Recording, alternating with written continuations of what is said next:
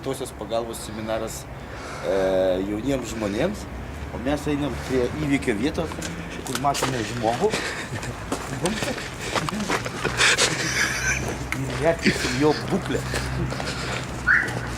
Kaip mus mokė, ką tik tai seminarė.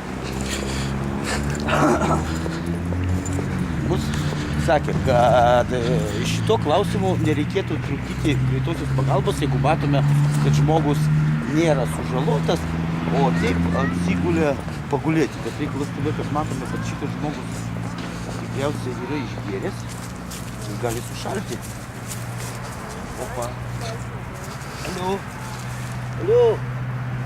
Žmogau. Alio. Labas. Kaip tu?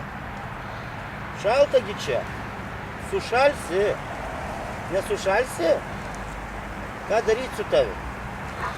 Ar daeisi namo? Lapas nekoks. Jo. Alio. Nu, kelkis gal. Eik į kokio socialinio paslaugų centro.